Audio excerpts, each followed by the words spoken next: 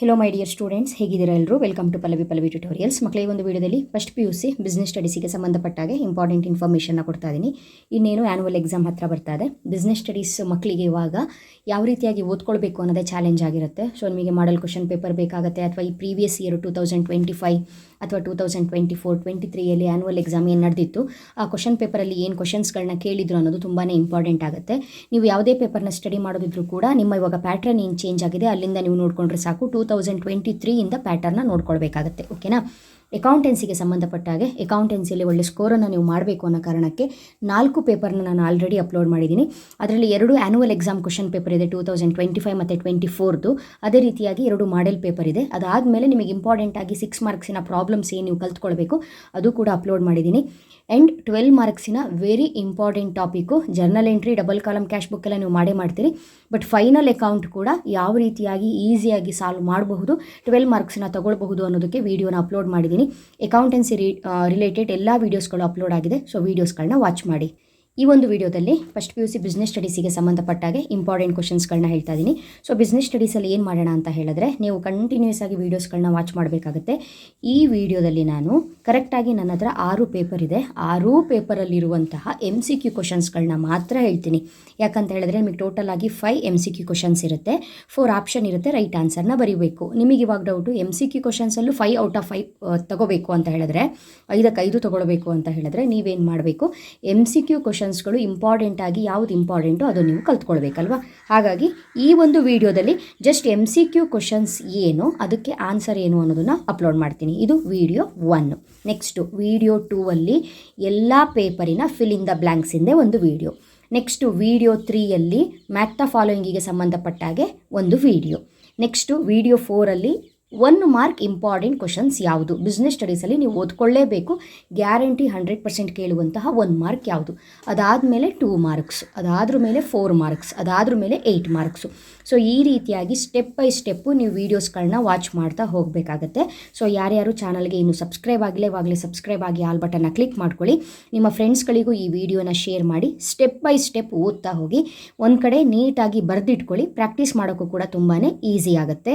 And of course ನೀವು 4 marks 8 ಮಾರ್ಕ್ಸಿಗೆ ಇಷ್ಟು ದೊಡ್ಡ ಕ್ವಶನ್ಸು ಏನೇನು ಓದ್ಕೊಳ್ಬೇಕು ಆ ರೀತಿ ಎಲ್ಲ ಟೆನ್ಷನ್ ಮಾಡ್ಕೋಬೇಡಿ. ನಾನು ಒಂದು 15 ಕ್ವಶನ್ಸನ್ನ ಕೊಡ್ತೀನಿ ಅಷ್ಟೇ, ಓನ್ಲಿ 15 ಕ್ವಶನ್ಸು. ಅದು 4 ಮಾರ್ಕ್ಸು 8 ಮಾರ್ಕ್ಸಿಗೂ ಸೇರಿ ಒಂದು 15 ಪ್ರಶ್ನೆ ಅಷ್ಟೇ ಕೊಡೋದು. ಅಷ್ಟರಲ್ಲೇ ಎಲ್ಲವೂ ಕವರ್ ಆಗುತ್ತೆ. ಈವನ್ 2 ಮಾರ್ಕ್ಸು ಕೂಡ ಕವರ್ ಆಗುತ್ತೆ ಸಾಕಷ್ಟು ಅದರಲ್ಲೇ. ಹಾಗಾಗಿ ನೀವು ಪ್ರತಿಯೊಂದು ವೀಡಿಯೋಸ್ಗಳನ್ನ ವಾಚ್ ಮಾಡಬೇಕು. ನಾಳೆ ಸಂಜೆಗೆ ಬಿಸ್ನೆಸ್ ಸ್ಟಡೀಸ್ ಕಂಪ್ಲೀಟ್ ಮಾಡ್ತೀನಿ. ಸೊ ಇವತ್ತು ಸ್ಟಾರ್ಟ್ ಮಾಡಿದ್ದು ನಾಳೆಗೆ ಎಂಡ್ ಮಾಡ್ತೀನಿ. ಪ್ರತಿಯೊಂದು ವೀಡಿಯೋಸ್ಗಳನ್ನೂ ವಾಚ್ ಮಾಡಿ. ಸೊ ಈ ವಿಡಿಯೋದಲ್ಲಿ MCQ ಫಸ್ಟ್ ಒನ್, 2025 ಆ್ಯನ್ಯುವಲ್ ಎಕ್ಸಾಮಲ್ಲಿ ಏನು ನಡೆದಿತ್ತು ಆ 5 ಕ್ವಶನ್ಸ್ ಹೇಳ್ತಾ ಇದ್ದೀನಿ. Which of the following cannot be classified as an auxiliary to trade ಅಂತ ಕೊಟ್ಟಿದ್ದಾರೆ. Mining, insurance, warehousing, transportation ಅಂತ ಇದೆ. Right answer mining. Second one, government company is any company in which the paid up capital held by the government is not less than ಅಂತ ಕೇಳಿದ್ದಾರೆ. Very important question, very very very important topic. So government company ಬಂದಾಗ 51% ಅನ್ನೋದು ನೆನ್ಪಿಟ್ಕೊಳ್ಳಿ, 51%. Next one, A customer can avail banking services like checking account balance, applying for loan. ಇಲ್ಲಿ ನೋಡಿ, ಇಲ್ಲಿ ಕೊಡ್ತಾ ಇದ್ದಾರೆ ಅಕೌಂಟ್ ಬ್ಯಾಲೆನ್ಸ್ನ ಚೆಕ್ ಮಾಡೋದು, ಲೋನಿಗೆ ಅಪ್ಲೈ ಮಾಡೋದು, ಬಿಲ್ ಪೇಮೆಂಟ್ ಮಾಡೋದು. ಈ ರೀತಿ ಎಲ್ಲ ವರ್ಕ್ಗಳನ್ನು ಕಂಪ್ಯೂಟರ್ ಆ್ಯಂಡ್ ಇಂಟರ್ನೆಟ್ನ ಯೂಸ್ ಮಾಡಿಕೊಂಡು ವರ್ಕ್ ಮಾಡಿದರೆ, ಬ್ಯಾಂಕಿಗೆ ಹೋಗದೇನೆ ಇಷ್ಟೆಲ್ಲ ವರ್ಕ್ ಮಾಡಿದ್ರೆ ಅದನ್ನೇನಂತ ಕರಿತೀವಿ? ಇ ಬ್ಯಾಂಕಿಂಗ್ ಅಂತ ಕರಿತೀವಿ. Right answer is e banking. Next fourth one, application for the approval of name of a company is made to dash ಅಂತ ಕೇಳಿದ್ದಾರೆ. Registrar of companies. Fifth one, which of the following is not a fixed shop ಅಂತ ಕೇಳಿದ್ದಾರೆ. Departmental store ಆಗಿರ್ಬೋದು, general store ಆಗಿರ್ಬೋದು, supermarket ಆಗಿರ್ಬೋದು. ಇದು fixed ಆಗಿ ಒಂದೇ ಜಾಗದಲ್ಲೇ ಎವ್ರಿ ಟೈಮ್ ಇರುತ್ತೆ. ಬಟ್ ಪೆಡ್ಲರ್ಸ್ ಅನ್ನೋದು ಫಿಕ್ಸ್ಡ್ ಶಾಪ್ ಅಲ್ಲ.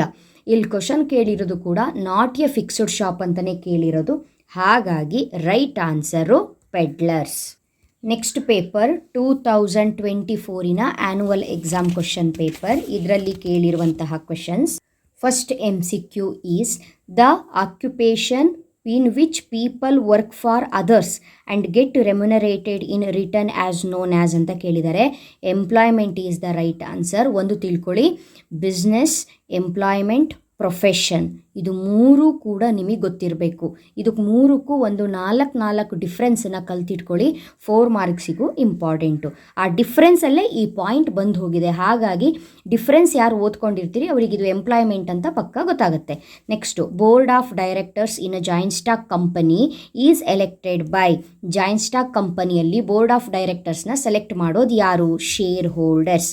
Next third one, centralised control in MNCs implies control exercised by headquarter. Answer headquarter. DTH services are provided by cellular companies. Very important topic. DTH ಸರ್ವೀಸ್ನ provide ಮಾಡೋದು ಯಾರು? Cellular companies. Next one, funds required for purchasing fixed asset is an example for. Fixed ಅಸೆಟ್ನ purchase ಮಾಡೋದಕ್ಕೆ use ಮಾಡುವ ಕ್ಯಾಪಿಟಲ್ನ ಏನಂತ ಕರೀತಾರೆ? Fixed capital requirement. Day to day ವರ್ಕಿಗೆ, ಡೇ ಟು ಡೇ ಆ್ಯಕ್ಟಿವಿಟೀಸಿಗೆ ಇನ್ವೆಸ್ಟ್ ಮಾಡುವಂತಹ ಅಥವಾ ರಿಕ್ವೈರ್ಮೆಂಟ್ ಇರುವಂತಹ ಕ್ಯಾಪಿಟಲ್ನ ಏನಂತ ಕರಿತೀವಿ? Working capital. ಓಕೆನಾ? ನೆಕ್ಸ್ಟ್ ಒನ್ನು 2024-25ನ ಮಾಡಲ್ ಕ್ವಶನ್ ಪೇಪರಲ್ಲಿ ಏನು ಕ್ವಶನ್ಸ್ ಕೇಳಿದ್ದಾರೆ last year, most questions repeat ಆಗಿದೆ. Commerce includes trade and dash ಅಂತ ಕೇಳಿದ್ದಾರೆ. Trade and auxiliaries to trade. Answer auxiliaries to trade. Board of directors in joint stock company is selected by. ನೋಡಿ, repeat ಆಯಿತು, important. ಈಗಷ್ಟೇ ಬಂದಿತ್ತು 2024 annual examine question ಪೇಪರಲ್ಲಿ ಬಂದಿತ್ತು. Joint stock ಕಂಪನಿಯ board of ಡೈರೆಕ್ಟರ್ಸ್ನ ಯಾರು ಸೆಲೆಕ್ಟ್ ಮಾಡ್ತಾರೆ? Share holders. Repeat question, be careful. Next, A government company. Again ಇದು ಕೂಡ ರಿಪೀಟ್ ಆಯಿತು. A government company is any company in which the paid up capital held by the government is not less than 51%. Next, DTH services are provided by. ಇದು ಕೂಡ repeat ಆಯಿತು. DTH ಸರ್ವೀಸ್ನ provide ಮಾಡೋದು ಯಾರು? Cellular companies. ಮತ್ತು same paper ಅಂತ ಅನ್ಕೋಬೇಡಿ, ನಾನು ಅವಾಗ ಹೇಳಿರೋದು 2024ನ ಆ್ಯನ್ಯುವಲ್ ಎಕ್ಸಾಮ್ ಕ್ವಶನ್ ಪೇಪರು. ಇದು 2025ದ ಮಾಡಲ್ ಕ್ವಶನ್ ಪೇಪರು. ಓಕೆನಾ? Next, fifth one, which of the following is internal source of finance ಅಂತ ಹೇಳಿದ್ದಾರೆ. ಅಲ್ಲೇನು ಕೇಳಿದರು? ಫಿಕ್ಸ್ಡ್ ರಿಕ್ವೈರ್ಮೆಂಟ್ ಯಾವುದು ಅಂತ ಕೇಳಿದರು, ಫಿಕ್ಸ್ಡ್ ಕ್ಯಾಪಿಟಲ್ ಅಂತ ಹೇಳಿದ್ರಿ. ಅದೇ ರೀತಿ ಸ್ವಲ್ಪ ಚೇಂಜಸ್ ಮಾಡಿ ಇಂಟರ್ನಲ್ ಸೋರ್ಸ್ ಆಫ್ ಫೈನಾನ್ಸ್ ಯಾವುದು ಕೇಳಿದ್ದಾರೆ ನೆನ್ಪಿಟ್ಕೊಳ್ಳಿ. Retained earnings. Retained earnings. Next 2023-24, that means 2024 annual exam ಏನು ಅಟೆಂಡ್ ಮಾಡಿರ್ತಾರಲ್ಲ ಮಕ್ಕಳು, ಸೊ ಅವರು ಪ್ರಿಪೇರ್ ಆಗಿರುವಂತಹ ಮಾಡಲ್ ಕ್ವಶನ್ ಪೇಪರು. ಸೊ ಇದರಲ್ಲಿ first one, which of the following does not characterise business activity ಅಂತ ಕೊಟ್ಟಿದ್ದಾರೆ. Right answer is salary or wages. Does not, ಅದ್ರ ಬಗ್ಗೆ ಗಮನ ಇರಬೇಕು. ಡಸ್ ನಾಟ್ ಕ್ಯಾರೆಕ್ಟರೈಸ್ ಅಂತ ಕೊಟ್ಟಿದ್ದಾರೆ. So production of goods and services ಇದು ಬಿಸ್ನೆಸ್ ಆ್ಯಕ್ಟಿವಿಟಿ. ರಿಸ್ಕ್ ಇದೆ ಅಂತ ಹೇಳಿದ್ರು, ಇದು ಬಿಸ್ನೆಸ್ ಆ್ಯಕ್ಟಿವಿಟಿ. ಎಕ್ಸ್ಚೇಂಜ್ ಆಗ್ತಾ ಇದೆ, ಗೂಡ್ಸು ಸೇಲ್ಸ್ ಆಗ್ತಾ ಇದೆ, ಇಲ್ಲ ಪರ್ಚೇಸ್ ಆಗ್ತಾ ಇದೆ ಅಂತ ಹೇಳಿದ್ರು ಕೂಡ ಅದು ಬಿಸ್ನೆಸ್ ಆ್ಯಕ್ಟಿವಿಟಿ. ಸ್ಯಾಲ್ರಿ ಕೊಡೋದು ಅಥವಾ ವೇಜಸ್ ಕೊಡೋದು ಅದು ಪಾರ್ಟ್ ಆಫ್ ಬಿಸ್ನೆಸ್ ಆ್ಯಕ್ಟಿವಿಟಿನೇ, ಬಟ್ ಕಂಪೇರ್ ಮಾಡಿದ್ರೆ ಕ್ಯಾರೆಕ್ಟರಿಸ್ಟಿಕ್ಸ್ ಆಗೋಕ್ಕೆ ಸಾಧ್ಯ ಇಲ್ಲ. ಹಾಗಾಗಿ salary or wages. Next, in cooperative society the principle. ನೋಡಿ, ಕೋಆಪರೇಟಿವ್ ಸೊಸೈಟಿಯಲ್ಲಿ ಒಂದು ಪ್ರಿನ್ಸಿಪಲ್ ಇದೆ. ವೆರಿ ಇಂಪಾರ್ಟೆಂಟ್ ಟಾಪಿಕ್ ಇದು. ಏನು ಪ್ರಿನ್ಸಿಪಲ್ ಇದೆ? 1 man 1 vote. 1 man 1 vote. ಒಬ್ಬರಿಗೆ ಒಂದೇ ವೋಟ್ ಅಂತೆ. ಓಕೆನಾ? Next, PSEs are organisations owned by. ಈ PSEs ಆರ್ಗನೈಸೇಷನ್ನ ಹೊಂದಿರೋರು ಯಾರು ಅಂತ ಹೇಳಿದ್ರೆ government. Okay, right answer government. Next, a self service. ಇದನ್ನು ಕರೆಕ್ಟಾಗಿ ಓದ್ಕೊಳ್ಳಿ. ಇದೇ ರೀತಿ ಈ ಬ್ಯಾಂಕಿಂಗಿಗೆ ಒಂದು ಕ್ವಶನ್ ಕೇಳಿದರು 25 ಪೇಪರಲ್ಲಿ. ಬ್ಯಾಂಕಿಗೆ ಹೋಗ್ದೇ ಅಮೌಂಟ್ ಟ್ರಾನ್ಸ್ಫರ್ ಮಾಡೋದು ಅಕೌಂಟಿಂದ ಅಕೌಂಟ್ಗೆ, ಈ ಥರ ಕ್ವಶನ್ಸು. ಬಟ್ ಇಲ್ಲಿ ಏನು ಕೇಳಿದ್ದಾರೆ?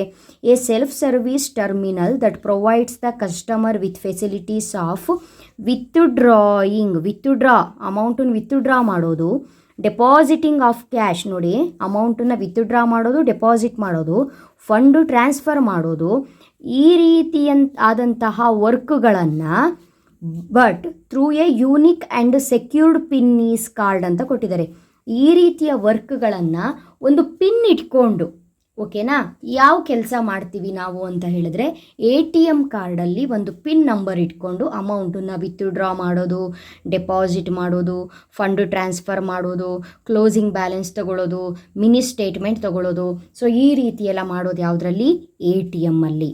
Next the maturity period of a commercial papers usually ranges from commercial ಪೇಪರಿನ ಒಂದು ಮೆಚ್ಯೂರಿಟಿ ಪೀರಿಯಡ್ ಗೊತ್ತಾಗ್ತಿದೆಯಲ್ಲ. ಕಮರ್ಷಿಯಲ್ ಪೇಪರಿಗೆ ಮೆಚ್ಯೂರಿಟಿ ಪೀರಿಯಡ್ ಅಂತ ಹೇಳಿದ್ರೆ ಇಷ್ಟು ಟೈಮ್ ಆದ್ರ ಮೇಲೆ ಅದು ಎಕ್ಸ್ಪೈರಿ ಆಗೋಗುತ್ತೆ ಅಂತ ಹೇಳಿದ್ರೆ ಅದ್ರದ್ದು ಒಂದು ಮೆಚ್ಯೂರಿಟಿ ಟೈಮಿಂಗ್ಸು ಡ್ಯುರೇಷನು ಎಷ್ಟಿರುತ್ತೆ ಅಂತ ಹೇಳಿದ್ರೆ 90 ಡೇಸಿಂದ 1 ಇಯರ್ವರೆಗೆ 364 ಡೇಸ್. ಓಕೆನಾ, ಇದು ಕೂಡ very important question. Next one 2023 paper. ಇದು 2025 ಆಯಿತು, 24 ಆಯಿತು, 23ದು paper very very important questions ಇರುತ್ತೆ ಇದರಲ್ಲೂ ಸಹ. The head of the joint Hindu family business is card. Joint Hindu family HUF, ನೀವಿಲ್ಲಿ ತಿಳ್ಕೊಳ್ಬೇಕು. HUFನ ಹೆಡ್ಡನ್ನು ನಾವು ಕರ್ತ ಅಂತ ಕರಿತೀವಿ. ಅದೇ ರೀತಿ ಉಳಿದವ್ರನ್ನ ಏನಂತ ಕರಿತೀವಿ? Remaining members of the HUF ಫ್ಯಾಮಿಲಿಯನ್ನು ಏನಂತ ಕರಿತೀವಿ ಅಂತ ಹೇಳಿದ್ರೆ ಕೋ ಪರ್ಸೋನರ್ಸ್ ಅಂತ ಕರಿತೀವಿ. ಓಕೆನಾ? Okay. Next again government company. Repeat again government ಕಂಪನಿಯ paid up capital held by the government is not less than how much? 51%. Repeat ಆಗೋದು ನೋಡಿ ನಿಮಗೆ ಗೊತ್ತಾಗ್ತಾ ಇದೆ ಯಾವುದು ಮೋಸ್ಟ್ ರಿಪೀಟೆಡ್ ಕ್ವಶನ್ ಅಂತ ಅಲ್ವಾ. Next, an enterprise must behave as a good citizen is an example of its responsibility towards. ನಿಮಗೆ social responsibilities of business and business ethics ಅಂತ ಒಂದು ಚಾಪ್ಟರ್ ಇದೆ ಮಕ್ಕಳೇ. ಅದರಲ್ಲಿ ಸೋಷಿಯಲ್ ರೆಸ್ಪಾನ್ಸಿಬಿಲಿಟಿ ಟುವರ್ಡ್ಸ್ ಓನರ್ಸ್ ಇದ್ದಾರೆ, workers ಇದ್ದಾರೆ, ಕನ್ಸ್ಯೂಮರ್ಸ್ ಇದೆ, ಪಬ್ಲಿಕ್ ಇದೆ, ದಟ್ ಮೀನ್ಸ್ ಸೊಸೈಟಿ ಇದೆ. ಇಲ್ಲವ್ರು ಏನು ಹೇಳಿದ್ದಾರೆ? Behave as a good citizen. ನೀವು ಒಳ್ಳೆಯ ಸಿಟಿಸನ್ ಅಂತ ಹೇಳಿಕೊಂಡು ಬಿಹೇವ್ ಮಾಡೋದು ಒಂದು ಬಿಸ್ನೆಸ್ಸಿಗೆ ಎಷ್ಟು ಮುಖ್ಯ. ಅದು ಯಾರ ಪರವಾಗಿರುವಂತಹ ರೆಸ್ಪಾನ್ಸಿಬಿಲಿಟಿ ಅಂತ ಹೇಳಿದ್ರೆ ಕಮ್ಯುನಿಟಿ ಮೀನ್ಸ್ ಪಬ್ಲಿಕ್. ಕನ್ಫ್ಯೂಸ್ ಆಗಬೇಡಿ, ನೀವು ಪಬ್ಲಿಕ್ ಅಂತ ಓದ್ಕೊಂಡಿರ್ತೀರಿ ಅಷ್ಟೇ. ಓಕೆನಾ? Next one, the goods not suitable for MOB ಅಂತ ಕರಿತೀವಿ. MOB ಶಾರ್ಟ್ ಫಾರ್ಮಲ್ಲಿ ಮೇಲ್ ಆರ್ಡರ್ ಬಿಸ್ನೆಸ್ಸು. ಇಲ್ಲಿ ಯಾವ ಗೂಡ್ಸು ಸೂಟೇಬಲ್ ಅಲ್ಲ. ಈಗ ನೋಡಿ, ಮೇಲ್ ಆರ್ಡರ್ ಬಿಸ್ನೆಸ್ಸಲ್ಲಿ ನಾವೇನು ಮಾಡ್ತೀವಿ? ಕೆಲವೊಂದು ಪ್ರಾಡಕ್ಟ್ಸ್ಗಳನ್ನ ಸೇಲ್ ಮಾಡ್ತೀವಲ್ಲ, ಯಾವುದು ಸೂಟೇಬಲ್ ಅಲ್ಲ ಅಂತ ಕೇಳಿದರೆ ಯಾವುದು ಅಂತ ಹೇಳಿದ್ರೆ ವಿಚ್ ಆರ್ ಪೆರಿಷೆಬಲ್ ಆ್ಯಂಡ್ ಬಲ್ಕಿ. ತುಂಬ ಐಟಮ್ಸ್ ಇದ್ದರೆ ದಟ್ ಈಸ್ ನಾಟ್ ಪಾಸಿಬಲ್ ಅಂತ ಅರ್ಥ. ಇದು right answer. Next one, which of the following documents is not required in import procedure. ನೋಡಿ, ವೆರಿ ಇಂಪಾರ್ಟೆಂಟು.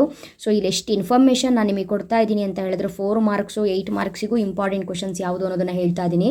ಸೊ ಆದಷ್ಟು ಈ ವಿಡಿಯೋಸ್ಗಳನ್ನ ನಿಮ್ಮ ಫ್ರೆಂಡ್ಸ್ಗಳಿಗೂ ಶೇರ್ ಮಾಡಿ ಮಕ್ಕಳೇ, ಅವರು ಕೂಡ ಓದ್ಕೊಳ್ಳಿ, ನೀವು ಕೂಡ ಪ್ರಿಪೇರ್ ಆಗಿ. ನೋಡಿ, ಇವಾಗ ಇಲ್ಲಿ ಮುಗೀತು ಈ ಪೇಪರಿಗೆ. MCQ ಕ್ವಶನ್ಸ್ ಮುಗಿದೋಯ್ತು. 5 ಪೇಪರು 25 ಕ್ವಶನ್ಸು.